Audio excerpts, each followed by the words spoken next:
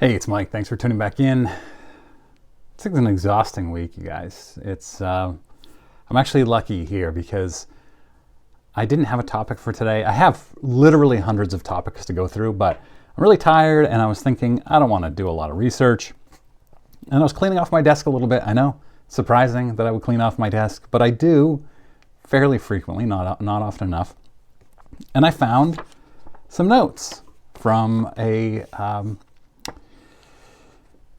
video that I was planning a week or two ago, and I don't remember why I didn't actually film it.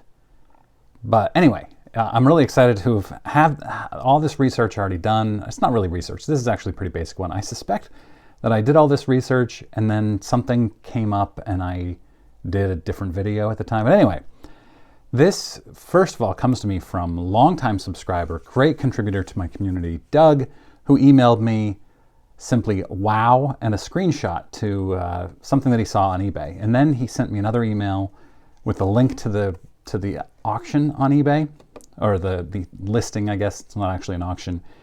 And the wow, he said originally, was right. It is a 1939 Hall of Fame first day cover signed by Walter Johnson, Connie Mack, Babe Ruth, Honus Wagner, Ty Cobb, Cy Young, listed at $750,000. So I was blown away by this. Obviously, as a collector of Hall of Fame autographs, this is awesome. And it's, I think it's the first day of the Hall of Fame, the first Hall of Fame class, if I remember correctly.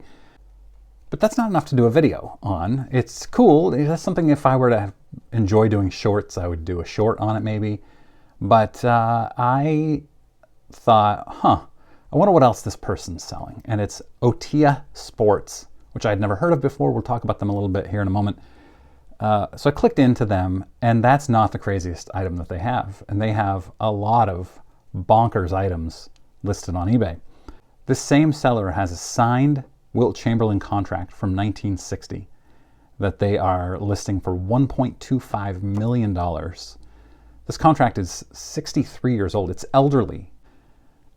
It's amazing. I think nowadays you'd find everybody's contract is still available and you can find it. But this contract, I don't think a lot of teams still have contracts from their players from the 1950s and 60s. And to see one from a legend, an all-time great like Wilt Chamberlain, is really cool. So $1.25 million for that. They also have a 1998 NBA Finals Game 6, Michael Jordan's last game ticket autograph, listed at $350,000.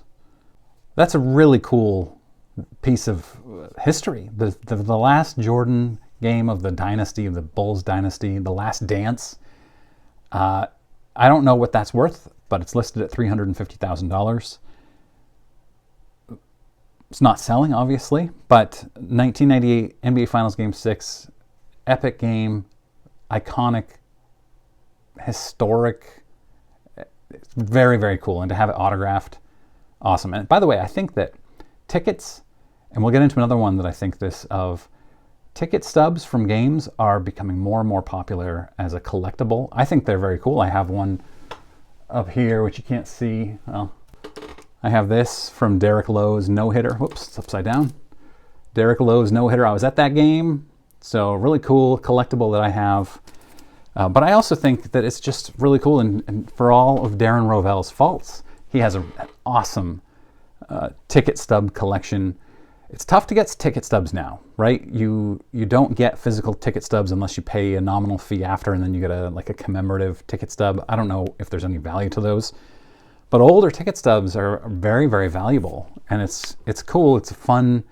It's like you're commemorating an actual event that was big at the time. So then another collectible is sealed video games. And we're going to get back to sports. Don't turn this off now. Sealed video games, and this OTIA Sports has 1986 Super Mario Bros. Factory sealed, the original game, for $300,000. I grew up on Mario Bros. I'm supposed to go see it with my son on Friday night, the new movie that's out. He grew up on it. I remember buying my first Nintendo in 1987-ish from a store called Stewart's in Brunswick, Maine, with my birthday money. I bought, and I've told this story before, I bought the Nintendo, Super Mario Bros. And Duck Hunt, Kung Fu, and Excite Bike. That day, it was, what a day. It was a life-changing thing. One of those things I look back on with such joy. And they're selling the original, unopened, factory sealed still, and graded. It's authenticated. Where do you find a game like that unopened? Who still has that? I still have, well, my wife has all of her old Atari games and the original Atari out in our garage right now, but none of them are open. They're all well-loved, I guess. So I don't think that there's any value to that, but it's a cool thing to hold on to. And if I ever get an office, I will probably put those up, or put up the Atari in the office as a decoration. Another sealed video game, the 1990, I think, 1990, my handwriting is not very good. I can't even read it. Nintendo World Championships cartridge, they have also authenticated, graded, selling for $275,000. I remember the World Championships. It was something that I dreamed of as a kid. There was, I think there was a documentary on it called like The Wizard, maybe. I don't remember. Let me know in comments. Also, let me know if you think that sealed vintage video games and tickets are a cool collectible, if they will hold value, or if it's just something, a fad, as they get more and more popular right now. So back to sports, the 1979 Wayne Gretzky first home game ticket, Pop 1, $75,000. Remember, this is all the same seller. 1995 Jordan, the return game. When he returned, he sent that fax that said, "I'm back." The ticket stub from that with an autograph, $55,000. 1967 Super Bowl I ticket, $28,000. These are amazing pieces of world history, certainly American history. 2001 Tom Brady signed ticket from his first start, $27,500. Pretty neat. I would love to have all of these things up on my wall. Unfortunately, I can't afford any of them. So why aren't these up at auction? Well, I looked into OTIA Sports. It stands for One Team International Agency, is what OTIA is. One Team International Agency. And they're a marketplace for big things. I think the goal for these maybe is to attract attention to them, perhaps. I don't think they really intend to sell them. They've actually, I looked at a few of them on the web version of eBay, which I'm never ever on. You can actually see that they were created, these listings, all about a year ago, or at least the few that I looked at, in April of last year. And they haven't changed since then. No revisions. It doesn't seem to be that there have been any price changes. And if you're trying to sell something, you're probably going to make some changes to price. You're going to edit the listing somehow. Or with these huge things, you would put them up at auction at like Heritage Auctions, or maybe they have their own auction house. I'm not sure. But they're not doing that, and I suspect it's just because they attract attention for their marketplace, is my guess. What do you think?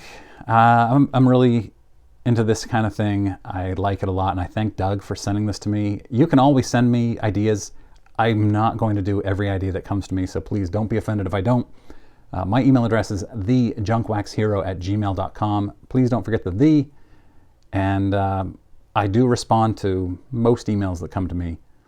So, but now that I've said that, I'll probably get a bunch. I always do when I do something like this. All right. Thanks very much for watching. Have a great rest of your day.